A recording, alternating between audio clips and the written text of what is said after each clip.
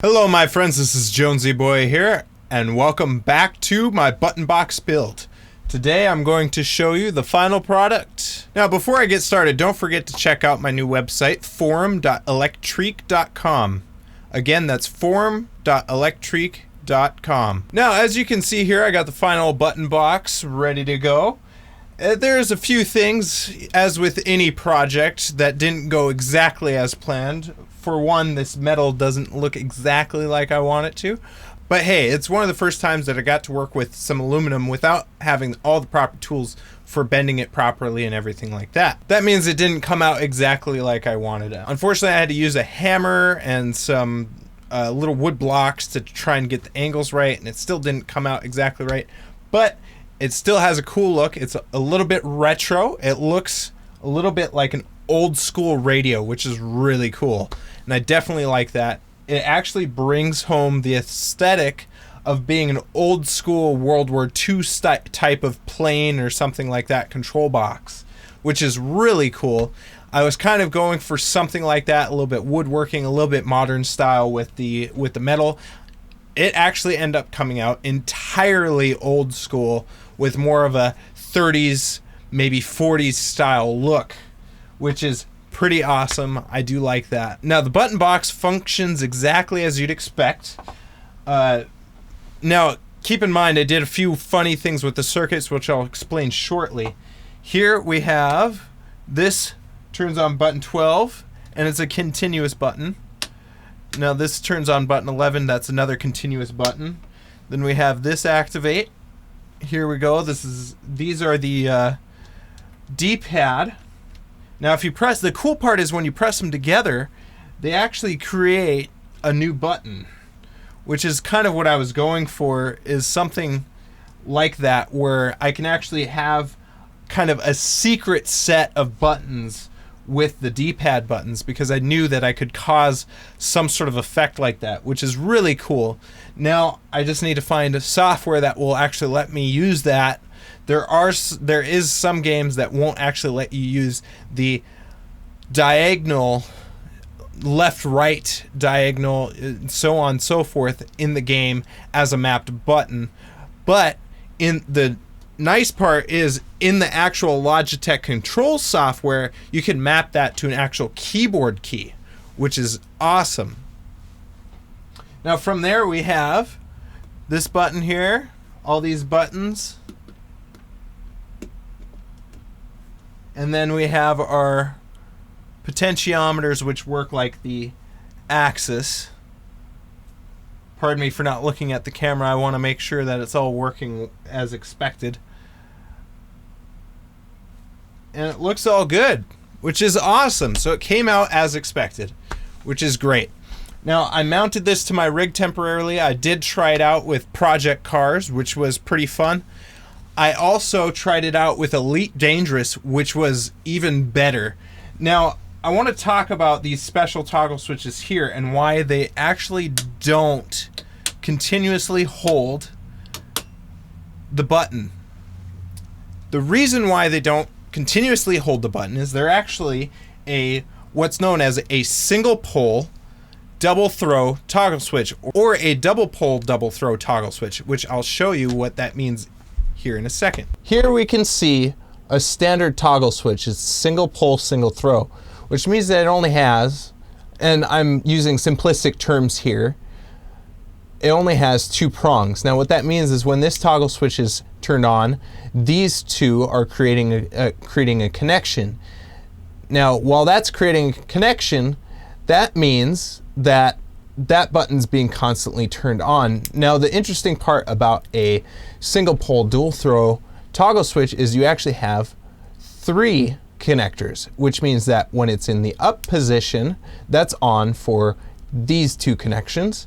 When it's in the down position, it's on for these two connections.